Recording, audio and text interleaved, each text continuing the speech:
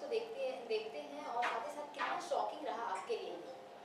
Actually थोड़ा सा shocking था क्योंकि इस बार एविक्शन घर वालों के हाथ में दिया था, जनता के हाथ में नहीं दिया था और थोड़ा सा अनफेयर भी लगा। अगर जनता के हाथ में होता तो आई एम प्रीटी श्योर कि मैं शायद यहाँ पे नहीं होता अभी। सो घर वालों के साथ आप रह रहे थे, कौन सा ऐसा लगा कि अनफेयर किस तरीके से आपको लगा, जिस तरीके से बिग बॉस ने खेला है?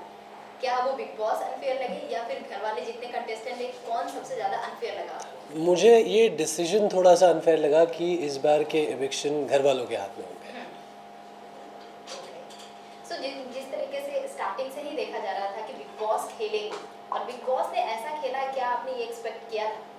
ये बिल्कुल भी एक्सपेक्ट नहीं किया था, तो बहुत शॉकिंग था। क्योंकि मुझे ज़्यादा पता नहीं है बिग बॉस के पुराने सीजन्स के बारे में, बट शायद कभी ऐसा नहीं हुआ होगा, I am not really sure. But घर वालों के हाथ में एविक्शन अगर ऐसे ही होना होता तो फिर यार, तो मतलब ऑब्वियस ही बात है, अगर कुछ लोग जो ग्रुप बना के खेल रहे हैं वो जो इंडिविजुअल लोग हैं उनको टारगेट करके निकालेंगे पहले। जिस तरीके से वोटिंग हुई, किसका आपको लगा कि अनफेयर हुआ या फिर किसको आप समझ रहे थे कि वो दोस्त है और वो आपको ये नॉमिनेट कर दिए? मुझे सुम्बुल का थोड़ा शॉकिंग लगा था। सुम्बुल और मेरी काफ़ी अच्छी बॉन्डिंग थी, फिर किसी बात पे हमारी थोड़ी सी तू मैं हुई, बट मुझे लगा नहीं था कि वो नॉमिनेट करेगी। सौंदर्या का बहुत शॉकिंग था। कुछ चीज़ें जो सौंदर्या ने समझी नहीं, उनकी वजह से उन्होंने नॉमिनेट किया। अर्चना का बहुत शॉकिंग था क्योंकि जब अर्चना दोबारा घर में वापस आई थी और प्रियंका, मैं और सौंदर्या उनको लाने के लिए थोड़ा लड़े थे, तो अर्चना ने उस टाइम पे बोला था कि मैं माता रानी की कसम खाती हूँ, मैं आप तुम तीनों को तो कभी नॉमिनेट नहीं करूँगी। तो वो थोड़ा सा शॉकिंग था, बट अर्चना से थोड़ा सा एक्सपेक्टेड भी था कि वो कभी भी पलट सकती है, कभी भी धोखा दे सकती है। जिस तरीके से प्रियंका के साथ बॉन्ड है, उसको किस तरीके से आप एक्सप्लेन करना चाहेंगे? ऑडियंस को तो ये बॉन्ड काफ़ी ज़्यादा प्यारा लग रहा था, आप किस तरीके से ये बॉन्ड को एक्सप्लेन करना चाहेंगे? आई थिंक अगर आप लोग इन्जॉय कर रहे हो तो इन्जॉय करते रहो, किसी भी बॉन्ड को जस्टिफिकेशन देने की क्या ज़रूरत है या कोई नाम देने की क्या ज़रूरत है। 2 साल से हम तो जस्टिफाई करते आ रहे हैं कि हम दोस्त हैं, बहुत अच्छे दोस्त हैं, बट अभी सोच लो अपने आप जो भी सोचना है। लेकिन आपकी तरफ से तो दोस्ती दिखाई दे रही, लेकिन प्रियंका की तरफ से तो दोस्ती नहीं दिखाई the inside the big boss house, और लेकिन काफ़ी उन्होंने आपको परेशान भी किया दिखाई दे रहा था इनसाइड द बिग बॉस। ऐसा लग रहा था कि वो आपके ऊपर काफ़ी हावी रही है। अगर आपके मतलब देखा जाए तो उस पर आप क्या कहना चाहोगे? मतलब it's look like a torturing, वो आपको टॉर्चर कर रही थी। ये ऐसा आपको लगता है ना, क्योंकि आप दिन में 1 घंटा देखते हैं, आप 24 घंटे साथ नहीं होते, ऐसा आपको लगता है। नहीं, लेकिन जिस तरह से भी हुई, मतलब आप जब काफ़ी नाराज़ भी हुए, आप चिल्लाए भी आपने कहीं। क्या आप अपने दोस्त से कभी लड़े नहीं हो? आप लड़े हो ना अपने दोस्त से? हर दोस्ती में, हर रिलेशनशिप में, इनफैक्ट माँ बेटे हो या माँ बेटी के रिलेशनशिप में लड़ाई झगड़े होते हैं, एक दूसरे को कुछ चीज़ें बोली जाती हैं, हर रिश्ते में होता है। उसका मतलब ये नहीं कि आप अगर आप बीमार पड़े हो और आपकी मॉम आपको बोल रही है कि बेटा आज आप रेस्ट करो, आप नहीं बाहर जाओगे, तो क्या वो डोमिनेशन है? क्या वो टॉर्चर है?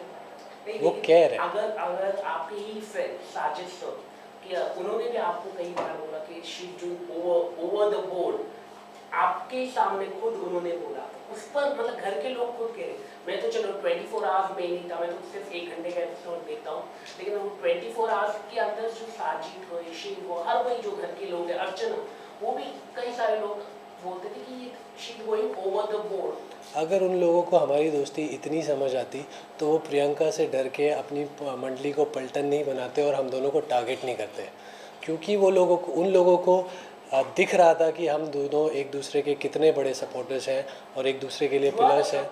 आप, मैं ना नहीं कह रहा हूँ, लेकिन जो मतलब आपको मतलब हर वक्त मतलब बोलते रहो एक्सप्लेनेशन।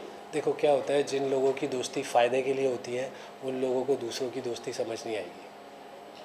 मैं जानना चाहूँगी, बेस्ट मोमेंट क्या कुछ रहा है प्रियंका के साथ आपका? बेस्ट मोमेंट या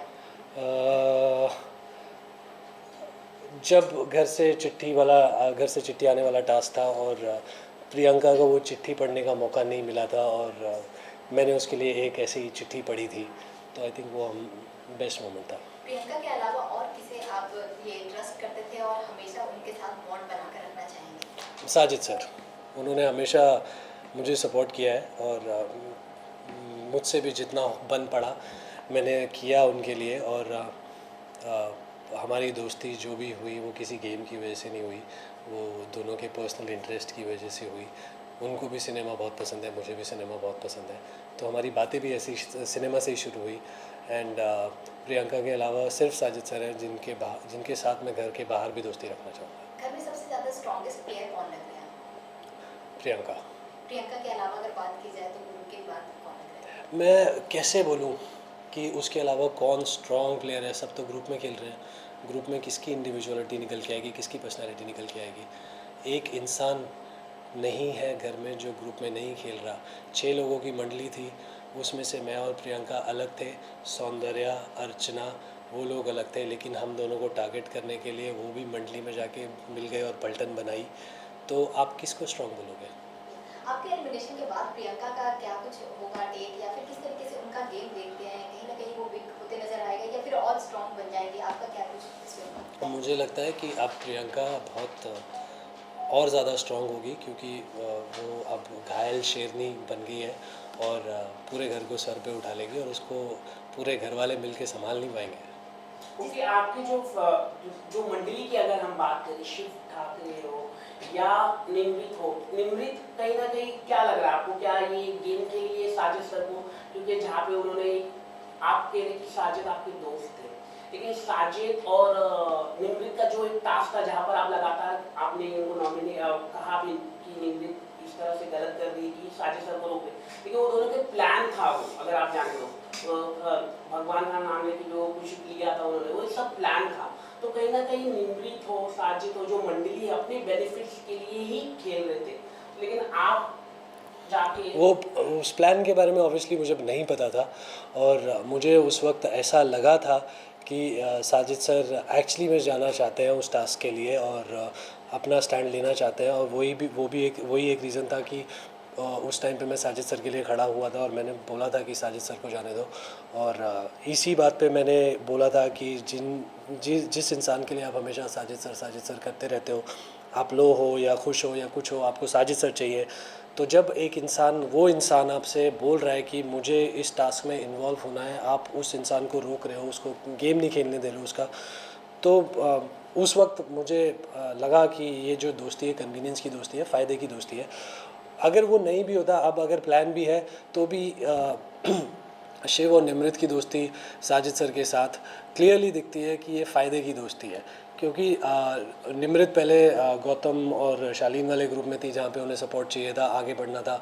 जब उनकी गौतम से अनबन हुई, जब सौंदर्या उस ग्रुप में आ गई, तो वो जाके शिव के साथ मिल गई, क्योंकि आई थिंक उनको कहीं ना कहीं पता है कि वो इंडिविजुअल नहीं खेल सकती हैं और उनको सपोर्ट के साथ ही आगे बढ़ना पड़ेगा। आपका एलिमिनेशन बहुत ही ज़्यादा शॉकिंग है आपके लिए, हमारे लिए और साथ ही साथ फैंस के लिए। जानना चाहूँगी आपकी जगह किसको आप एलिमिनेट देखना चाहते थे या फिर होना चाहिए, कौन डिजर्विंग था?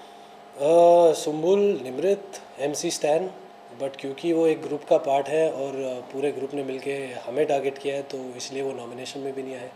ओके, प्रियंका ट्रॉफी जीतने वाली है तो सबको पता ही है, लेकिन इसके अलावा 2 कौन हो कंटेस्टेंट होने वाले वो आप बता दीजिए। प्रियंका के अलावा कोई नहीं जीतने वाला।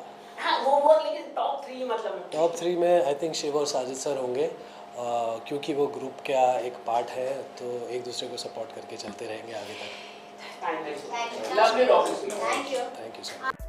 Subscribe to Midday India. Get direct notifications on all our videos by clicking on the bell icon.